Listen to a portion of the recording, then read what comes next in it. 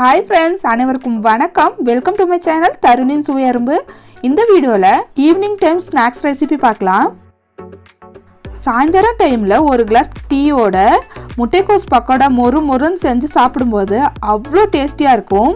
இந்த முட்டைக்கோஸ் பக்கோடா எப்படி செய்யறதுன்னு வீடியோக்குள்ள போய் பார்க்கலாம். வீடியோக்குள்ள போறதுக்கு முன்னாடி நம்ம சேனலை முதல் முறை பார்க்குறவங்களா நீங்க இருந்தீங்கன்னா சேனல் சப்ஸ்கிரைப் பண்ண மறந்துடாதீங்க. கூடவே இருக்கிற பெல் ஐகானையும் கிளிக் பண்ணிக்கோங்க. வாங்க ஃப்ரெண்ட்ஸ் வீடியோக்குள்ள போகலாம்.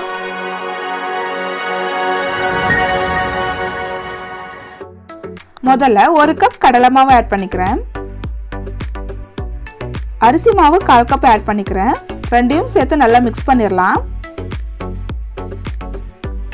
மிக்ஸ் பண்ணிட்டு 2 டேபிள் ஸ்பூன் ஆயில் சுட வச்சு ஊற்றிக்கிறேன்.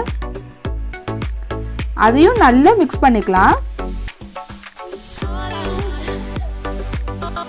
ஒன்னோட ஒன்று நல்லா கலக்கிற வரைக்கும் மிக்ஸ் பண்ணதும் இதை ஒரு பக்கம் வச்சிடலாம்.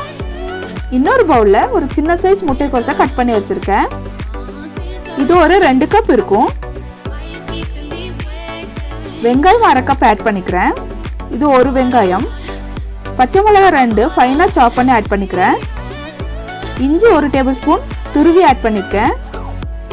2 கொத்து கருவேப்பிலை பொடியா நறுக்கி ஆட் பண்ணிக்கிறேன்.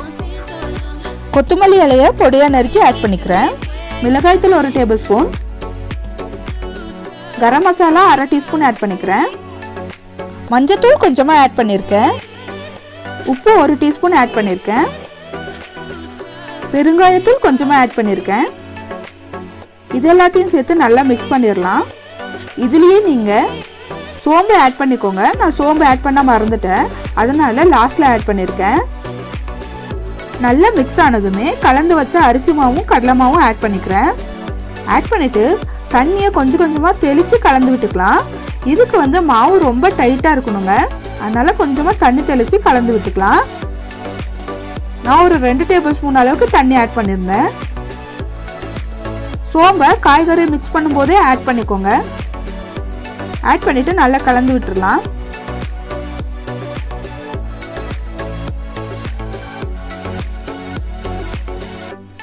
இந்த அளவுக்கு டைட்டாக இருக்கணும். இதை ஆயிலில் போட்டு பொரிச்சு எடுத்துடலாம். ஆயில் சூடானதும் சின்ன சின்னதாக இதை பொரிச்சு எடுத்துக்கலாம்.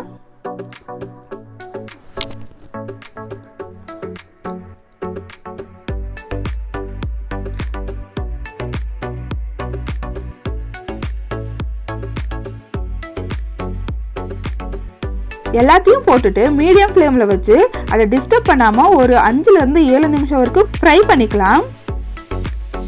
நல்லா கோல்டன் ப்ரௌனாக வந்ததுக்கப்புறம் நம்ம எண்ணெயிலேருந்து எடுத்துக்கலாம். ஒரு மழை நாள் சில்லுன்னு இருக்கிற ஈவினிங் டைம் இந்த மாதிரி முட்டைக்கோஸ் பக்கோடா செஞ்சு டீ கூட சாப்பிட்டிங்கன்னா அவ்வளோ சூப்பராக இருக்கும். ட்ரை பண்ணி பாருங்கள். என்னோட சேனல் உங்களுக்கு பிடிச்சிருந்துச்சுன்னா லைக் பண்ணுங்கள், ஷேர் பண்ணுங்கள், சப்ஸ்கிரைப் பண்ணுங்கள். கூடவே இருக்கிற பெல் ஐக்கானையும் கிளிக் பண்ணிக்கோங்க. நான் அடுத்தடுத்து போடுற வீடியோட நோட்டிஃபிகேஷன் உங்களுக்கு உடனே வரும். தேங்க்ஸ் ஃபார் வாட்சிங். Bye friends.